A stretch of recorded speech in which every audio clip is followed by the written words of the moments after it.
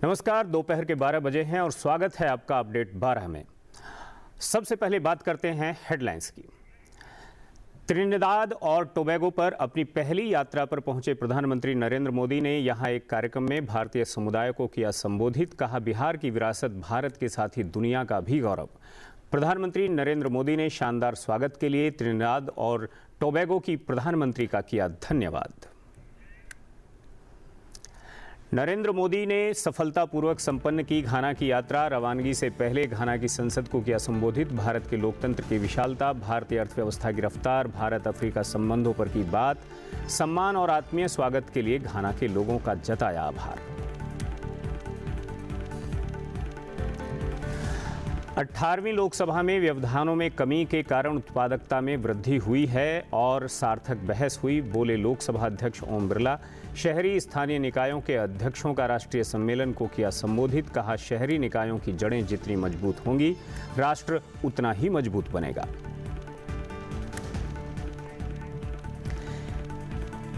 केसर, सेब और बादाम को मिलेगा टिश्यू कल्चर। कश्मीरी केसर के लिए नर्सरी और टिश्यू कल्चर लैब स्थापित करेगी केंद्र सरकार। साथ ही लागू होंगी मौसम आधारित फसल बीमा योजना, बोले कृषि मंत्री शिवराज सिंह चौहान। कहा, विकसित जम्मू कश्मीर प्रधानमंत्री नरेंद्र मोदी के विकसित भारत के लिए दृष्टिकोण के लिए महत्वपूर्ण। और बर्मिंघम टेस्ट का दूसरा दिन भी भारतीय टीम के नाम। गुरुवार को भारत ने इंग्लैंड के खिलाफ पहली पारी में बनाए 587 रन। कप्तान शुभमन गिल ने खेली 259 रन की रिकॉर्ड पारी। शुभमन बने टेस्ट में सबसे बड़ी पारी खेलने वाले भारतीय कप्तान। इंग्लैंड की टीम फिलहाल भारत से 510 रन पीछे।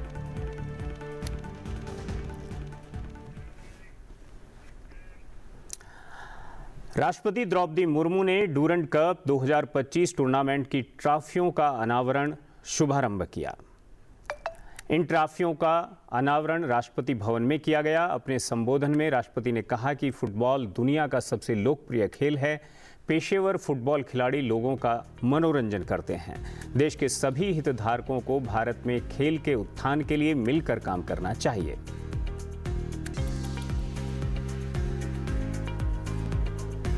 फुटबॉल न केवल एक खेल है बल्कि लोगों की सांस्कृतिक पहचान का भी हिस्सा है। ये इन क्षेत्रों की जनजातीय और स्थानीय संस्कृतियों से गहराई से रचा बसा है, जो इसे केवल एक खेल नहीं बल्कि जीवन शैली का हिस्सा बनाता है। जैसे कि हम जानते हैं, प्रतिनिधियों का महत्व बहुत व्यापक होता है। ये खेल अनुशासन, संकल्प और टीम भावना को बढ़ावा देते हैं। खेलों में लोगों, क्षेत्रों और देशों को जोड़ने की अनोखी शक्ति होती है। भारत में खेल राष्ट्रीय एकीकरण का एक शक्तिशाली साधन रहे हैं। जब ओलंपिक में या किसी अंतर्राष्ट्रीय प्रतियोगिता में तिरंगा लहराता है तो सभी देशवासी रोमांचित हो जाते हैं। स्वजनों, फुटबॉल की लाखों लोगों के दिलों में विशेष जगह है। ये सिर्फ एक खेल नहीं है, एक पैशन है। फुटबॉल का खेल रणनीति, सहन शक्ति और एक साझा लक्ष्यों की जोड़ मिलकर काम करने वाले एक खेल है। तुम डूरांड कप जैसे आयोजन न केवल खेल की भावना को प्रोत्साहित करते हैं बल्कि फुटबॉल प्लेयर्स की अगली पीढ़ी को भी तैयार करते हैं, उन्हें आगे बढ़ने का मंच देते हैं। प्रधानमंत्री नरेंद्र मोदी अपनी 5 देशों की आधिकारिक यात्रा के दूसरे चरण में आज त्रिनिदाद और टोबैगो की ऐतिहासिक यात्रा पर पहुंचे। त्रिनिदाद और टोबैगो पहुंचने पर पीएम मोदी का ऐतिहासिक स्वागत हुआ। प्रधानमंत्री Narendra Modi port of Spain पहुंचे, जहां उनका ऐतिहासिक स्वागत किया गया। त्रिनिदाद और टोबैगो की प्रधानमंत्री कमला प्रसाद बिसेसर ने पूरे मंत्रिमंडल के और सांसदों के साथ उनका भव्य स्वागत किया। उनके स्वागत हेतु 38 मंत्री और 4 सांसद विशेष रूप से एयरपोर्ट पर मौजूद थे। प्रधानमंत्री नरेंद्र मोदी के स्वागत के लिए प्रधानमंत्री बिसेसर ने पारंपरिक भारतीय परिधान पहनकर उनके और भारतीय संस्कृति के प्रति सम्मान प्रकट किया। इसके बाद प्रधानमंत्री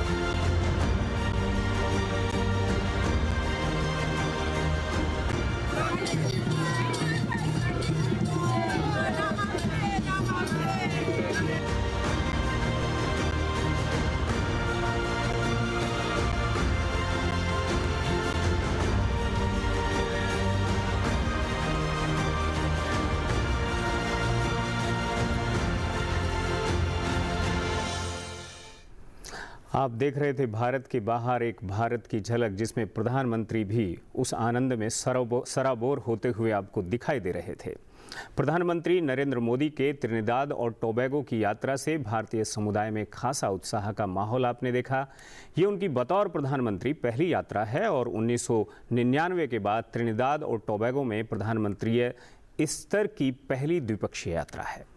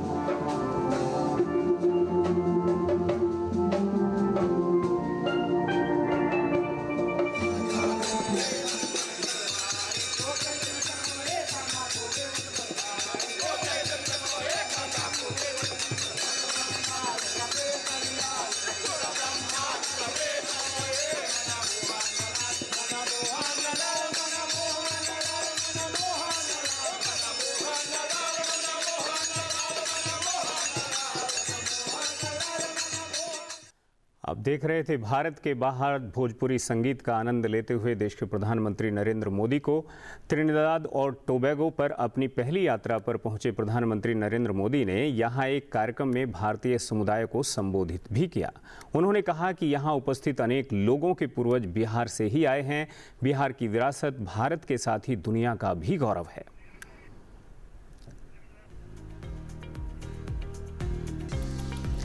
प्रधानमंत्री नरेंद्र मोदी ने अपने संबोधन में आगे कहा कि वो समय अब दूर नहीं है कि जब कोई भारतीय चंद्रमा पर पहुंचेगा और भारत का अपना स्पेस स्टेशन होगा।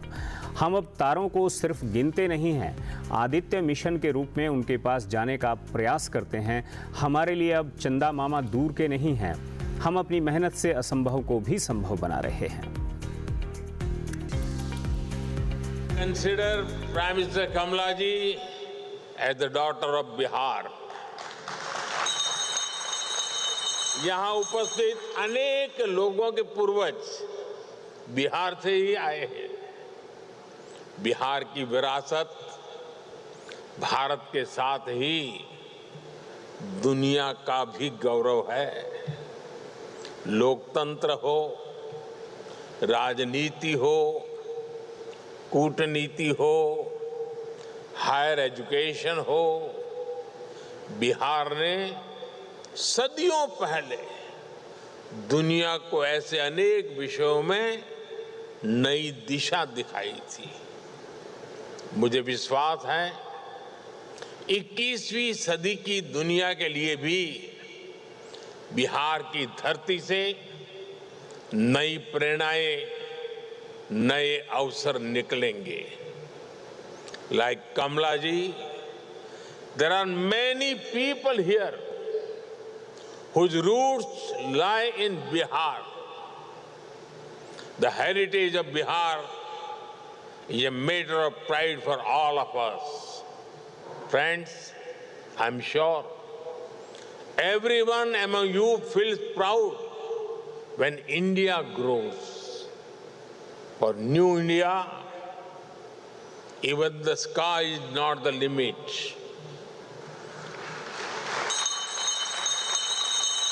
You all have much cheered when India's Chandrayaan landed on the moon. The place where it landed, we have named it Shiv Shakti Point. You must have also heard the news recently. An Indian astronaut is on board the International Space Station even as we speak. We are now working on a manned space mission Gaganyaan. The time is not far when an Indian will walk on the moon and India will have its own space station. हम अब तारों को सिर्फ गिनते नहीं हैं, Aditya mission के रूप में उनके पास तक जाने का प्रयास करते हैं। हमारे लिए अब चंदा मामा दूर के नहीं है। चंदा मामा अब दूर के नहीं हैं। अपने संबोधन में प्रधानमंत्री ने कहा कि अब वो समय दूर नहीं है जब हम दुनिया की तीसरी सबसे बड़ी अर्थव्यवस्थाओं में से एक होंगे। We will be among the top 3 economies of the world.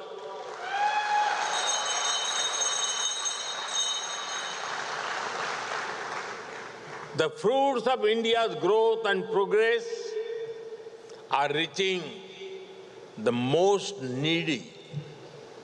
Bharat ने दिखाया है कि गरीबों को सशक्त करके, एम्पावर करके गरीबी को हराया जा सकता है। पहली बार करोड़ों लोगों में विश्वास जागा है कि भारत गरीबी से मुक्त हो सकता है। The World Bank has noted that India had lifted over 250 million people above extreme poverty in the last decade. India's growth is being powered by our innovative and energetic youth. Today, India is the 3rd largest startup hub in the world. Nearly half of these startups also have women as director. Nearly 120 startups have got unicorn status. National missions for AI, semiconductor, and quantum computing are becoming the new engines of growth. In a way, innovation is becoming a mass movement. India's Unified Payments Interface or UPI has revolutionized digital payments. Nearly 50% of the world's real-time digital transactions take place in India. 50%.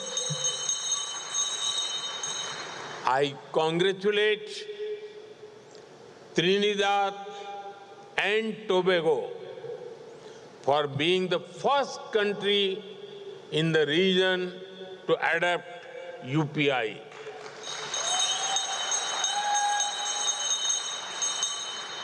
Now, sending money will be as easy as sending a good morning text message.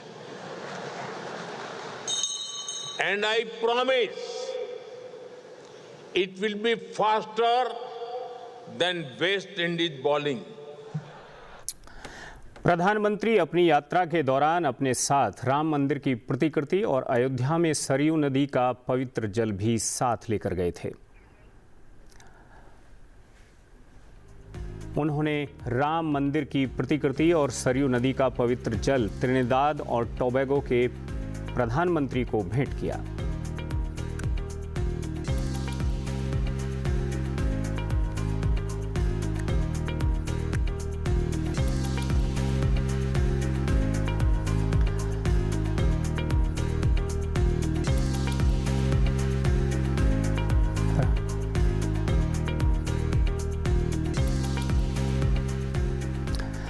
प्रधानमंत्री नरेंद्र मोदी ने अपने 5 देशों के दौरे की शुरुआत घाना की ऐतिहासिक यात्रा के साथ की। अपनी यात्रा के दौरान प्रधानमंत्री नरेंद्र मोदी ने घाना की संसद को भी संबोधित किया। इस दौरान उन्होंने भारत के लोकतंत्र की विशालता, भारतीय अर्थव्यवस्था की रफ्तार, भारत अफ्रीकी संबंध जैसे अलग अलग मुद्दों पर बात की। उन्होंने अपने संबोधन में सम्मान और आत्मीयता के लिए घाना के लोगों का आभार जताया।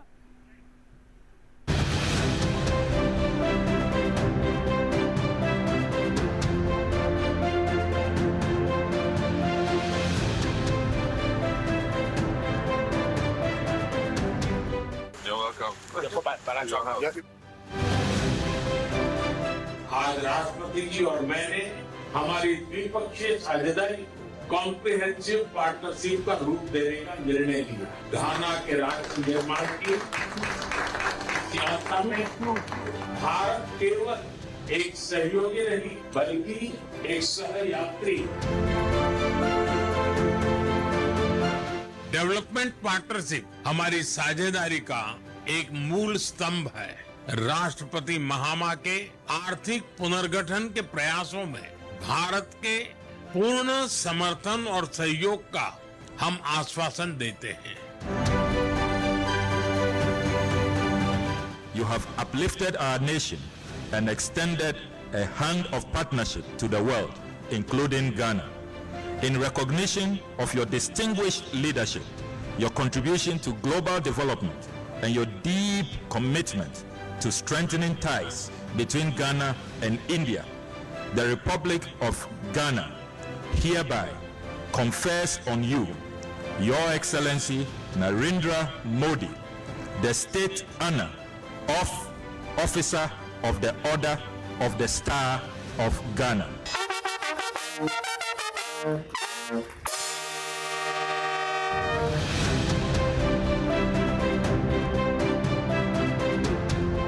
मैं इस सम्मान को 140 करोड़ भारतीयों की ओर से विनम्रता के साथ स्वीकार करता हूं। यह सम्मान मैं हमारे युवाओं की आकांक्षाओं को, उनके उज्जवल भविष्य को, हमारी समृद्ध सांस्कृतिक विविधता और परंपराओं को और भारत गाना के ऐतिहासिक संबंधों को समर्पित करता हूं।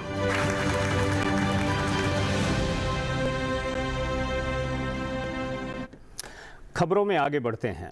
शहरी शासन और स्थानीय नेतृत्व को सशक्त बनाने की एक ऐतिहासिक पहल में लोकसभा अध्यक्ष ओम बिरला ने गुरुवार को गुरुग्राम के मानेसर में international centre for automotive technology में राज्यों और केंद्र शासित प्रदेशों के शहरी स्थानीय निकायों के अध्यक्षों के पहले राष्ट्रीय सम्मेलन का उद्घाटन किया। 2 दिवसीय सम्मेलन का उद्देश्य तेजी से शहरीकृत भारत में शहरी स्थानीय निकायों की भूमिका को बढ़ाना और संवैधानिक लोकतंत्र और राष्ट्र निर्माण में उनके महत्व को सुदृढ़ करना है। लोकसभा अध्यक्ष ओम बिरला ने लोकतंत्र की मजबूती और जवाबदेह शासन के लिए शहरी स्थानीय निकायों को संवाद और आदर्श आचरण के जरिए सशक्त बनाए जाने की आवश्यकता पर बल दिया। उन्होंने कहा कि हमें प्रयास करना चाहिए कि नगर निकायों की बैठकें नियमित रूप से हों, पर्याप्त समय के लिए हों तथा उन बैठकों में शून्यकाल और प्रश्नकाल भी हों।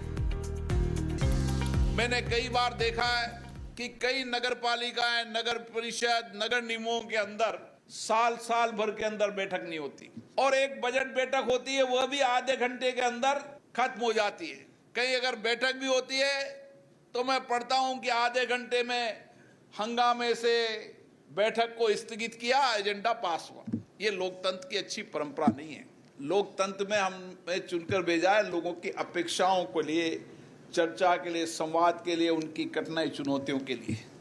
हम क्यों नहीं प्रयास करें कि महीने में, 2 महीने में कम से कम जब हमारी बैठक हो तो बैठक दिन भर चले, 8 घंटे चले, प्रश्नकाल भी हो, कई मुद्दों पर चर्चा भी हो, शून्यकाल भी हो और उसके अंदर हर काम की जवाबदेही तय हो, उसका एजेंडा बने, कार्रवाई बने और अगली बैठक के अंदर उस कार्रवाई एजेंडे पर चर्चा हो कि कितनी उसका एग्जीक्यूशन हुई। लोकसभा अध्यक्ष इससे पहले भी कह चुके हैं कि जो स्थानीय निकाय हैं वो हमारी मिनी पार्लियामेंट हैं। और इसी बात को आगे बढ़ाते हुए लोकसभा अध्यक्ष ओम बिरला ने कहा कि 18वीं लोकसभा में सकारात्मक परिवर्तन आया है और सभी दलों ने सदन को चलाने की दिशा में सहयोग दिखाया है। अब रुकावट डालने वाले स्वयं समाज के प्रति उत्तरदायी होंगे। हमें यह सोचकर भी काम करना चाहिए कि भविष्य में राजनीतिक नेतृत्व शहरी निकायों से ही निकलेगा।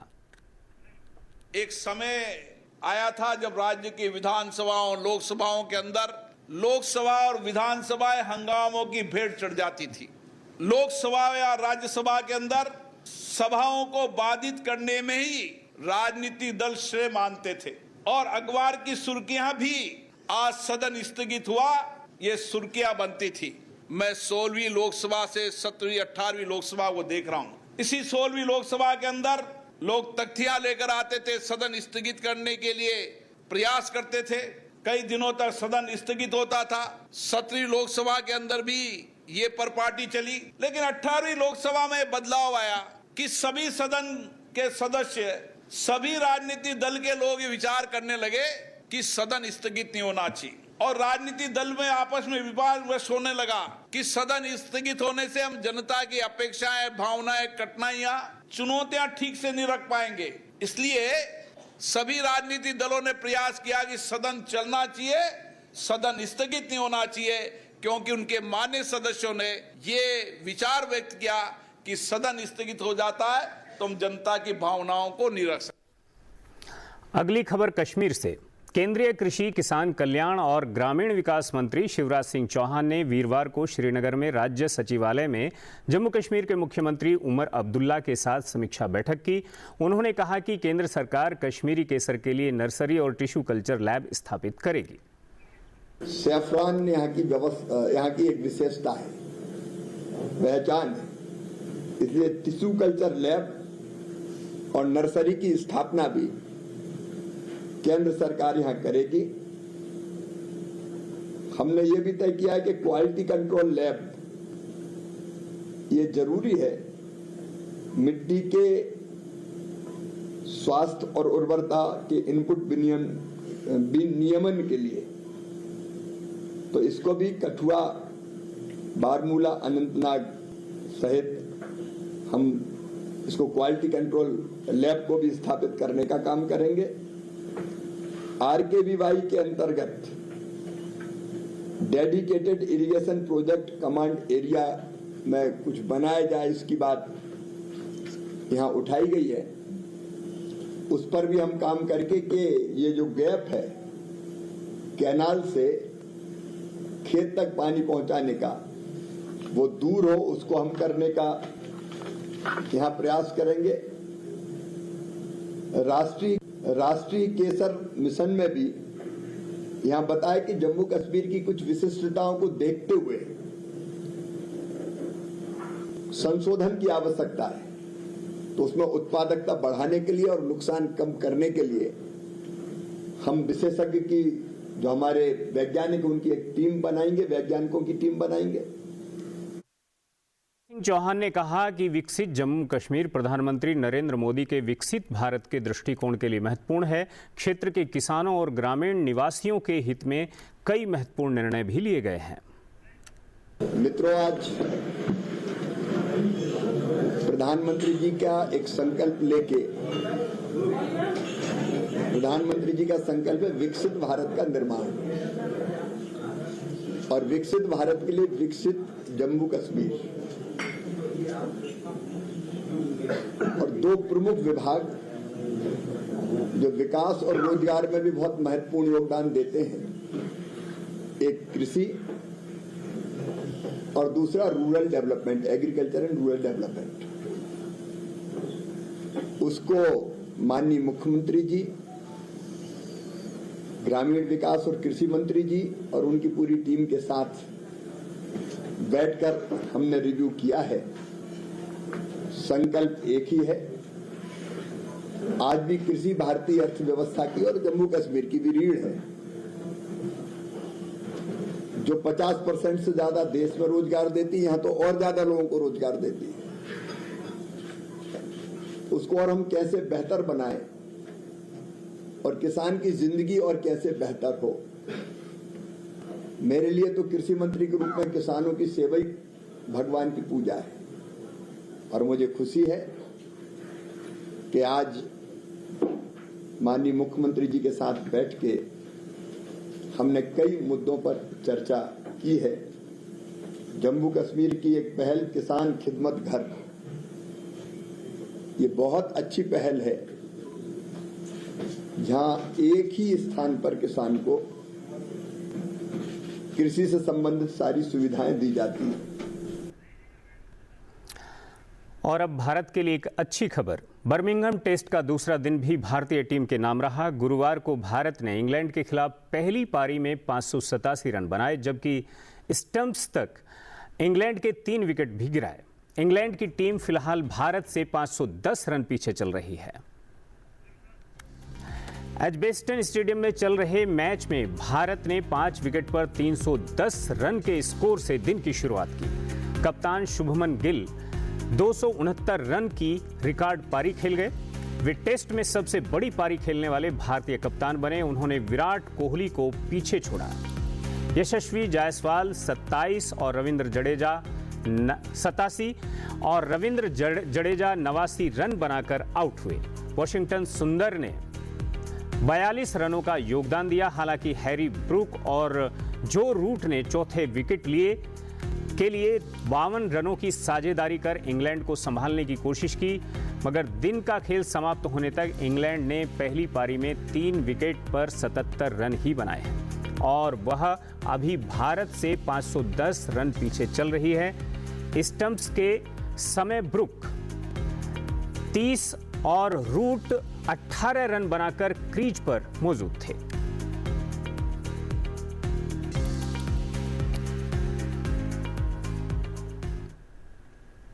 और अब बात प्रकृति की। आर्द्र भूमि पृथ्वी के प्राकृतिक स्पंज हैं जो बाढ़ के पानी को सोखते हैं, प्रदूषण को छानते हैं और जीवन को पोषित करते हैं। पक्षियों से लेकर मछलियों तक वे चुपचाप जैव विविधता को पालते हैं। आइए अपने ग्रह के इन शांत रक्षकों के बारे में जानें और सुनिश्चित करें कि वे आने वाली पीढ़ियों के लिए जीवित रहें। और इसी के साथ मुझे इजाजत दीजिए और आप बने रहिए सनसेट टीवी के साथ। नमस्कार।